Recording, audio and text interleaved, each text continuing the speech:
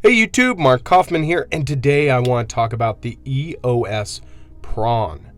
Now this knife has tempted me for the last year and a half, primarily on looks alone and on function. Now why do I mention function? Well, because this has no lock to speak of. There's no detent, there's no lock, there is no liner lock, there's nothing. It is just the blade rotating on the pivot, and you basically control how much resistance there is and how much you tighten the pivot. Now you can use a quarter or a coin in here, and I used a US quarter for that, and I found it to work very well. And then you have a pocket clip. So this is titanium. I believe the pocket clip here is steel. It might even be titanium. I haven't tested it. And then you have a D2 blade. Now, I'm going to be upfront with you. I spent $100 on this knife, but personally, I think it is a very good buy.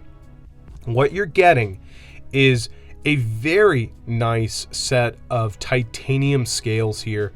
You have very nice tooling when it comes to the pivot and to the thumb stud. This thumb stud, you can just use a small set of tweezers and loosen this. It screws out of the blade, and look at the finishing on the screw. Even on this side of the screw, it is finished, and the threads are very nice. So you can make this into a left-handed model or a right-handed model, and it is going to be fully ambidextrous. There we go. So, excuse me. Now, this knife, I personally have not really seen many reviews on it. I think there is a total of 5 or 6 videos on this knife on YouTube, and that kind of bugged me because this is a knife that is really overlooked. Now, granted, there's no lock on this. You can close it basically like that and open it like that, but you have this lip here, and I find that to be just fine. You can't close it now. I'm really pressing, like I'm really pressing into that, and it won't fall shut. So I actually find this to be a pretty safe knife. You're going to be doing most of your cutting, and that's going to pull the blade backwards. And I bought this knife primarily because look, I really do enjoy, a spring assisted knife. I like my standard, just roll open and then liner lock knife. This is a frame lock knife, and then you have a axis lock, and that's quick and easy. And then you also have a Victorinox which is also a slip joint, but this is more of basically a folder, and this is a slip joint. But to be honest, some days, as I make a bunch of noise, some days I just want to open a knife, open a package, and then just close it, and it's done. Then it's done. You don't even have to think about it. You just open the package, cut the tape, and then close it and put it in your pocket, or put it on your pants pocket. That's as simple as it is. Now, for me, the other reason why I think this is a great buy, especially if you're going to buy the aluminum. The aluminum model is like $60, and you can get different colored aluminum scales. And why I think this is a great buy is because, first off, it is a very shocking looking knife. You pull this out, somebody's going to ask questions about what is that. Also, the quality is very good. You can see the tooling on the pivot is done very well. The handle scales are done very well.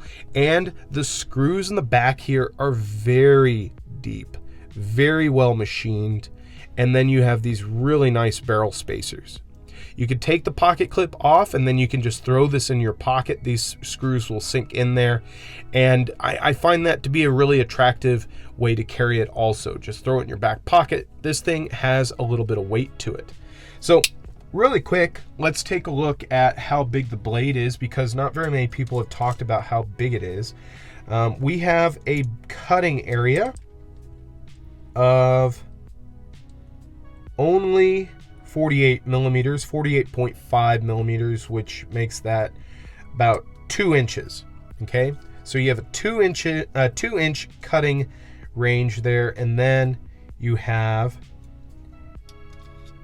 blade stock is going to be 3.8 or 3.85 millimeters. And if you wanted that in Liberty units, you've got that.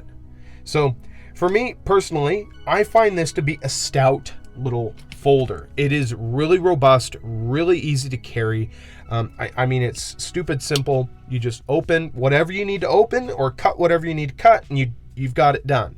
Now, this is the thing. 2 inches is not a lot of cutting length on a blade, but to be honest, how much cutting do we do in a day? This is about as much knife as I need day to day. It really is. When it comes to doing some work or some heavier duty stuff, of course, having a thin, long blade is great. But to be honest, opening up boxes and envelopes is mostly what I'm doing. So that's why I got this. Now, let's compare it since I've got a few knives out here. Here it is against a Benchmade Osborne, and then here it is up against a Chris Reeves Sebenza 31, and you can see it's a small knife. I mean, it's not going to be very big. It's not going to take up a lot of room either. And then here it is against a Victorinox. So this knife is definitely something that's different. I have not really seen a lot of people carrying it, but for me, I have seen a lot of guys carrying these that are in the UK or in Germany because, well, they have some restrictive knife laws, and this really fits into that. I mean, you could still open this one-handed, and it's not locking. The other thing that's great is you could take this out, and it really wouldn't look out of place because you've already got holes in the blade, and you can still open this with one hand there if you were worried about the legal systems there. So for me, I find this to be really good, really quick. I'm actually kind of curious, how does the titanium stack up with Chris Reeves? And I'm gonna measure it from the thickest point here. So we've got, let's do it in millimeters, 3.8 millimeters thick, and for Chris Reeves, we've got 3.8 or 3.9. So we are pretty much on the same level of thickness in the titanium as a Chris Reeve, and that means you're going to get a lot of rigidity. Now, it is not locking again, but when you pull that blade back, it's going back there and it's feeling really good. It's really comfortable in the hand, surprisingly, and I have to say, I'm in love with it. It's just a knife that's no nonsense. You just open it, like I said, and you cut whatever you need to cut, and you close it. Now, when it comes to taking this apart, it's very simple. You just take these 2 screws out and this screw here. And to be honest, it was really surprising to see that these washers are actually wafer thin. I mean, these things are stupid thin washers. And there's about, I would have to say, probably 5 on each side. I'm going to say 3 or 5 on each side. I did not count, but they basically used those small washers to get the perfect fit. I'm not too worried about that. It's just going to allow you to get a nice fit there and to get the blade nice and centered. Now, when it comes to these in price, I mean, $100 for this is a lot. This is a lot of money for a small knife. But the machining and the quality here is very, very good. The blade is very, very well done. You have a nice sharpening choil.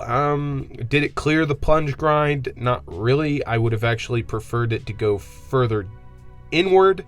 And you could probably do that because it's not really relying on a stop pin in here. It's actually relying on the thumb stud. So you could make that a little bit deeper if you really wanted to, but I don't think this is going to have any issues when it comes to sharpening it, especially if you do it by hand. So I thought you guys would enjoy looking at this interesting knife. It is one that is very interesting to me, at least, and I think you should probably give it a try. At least give the aluminum model a try. So till the next one, I'll talk to you guys later. Bye-bye.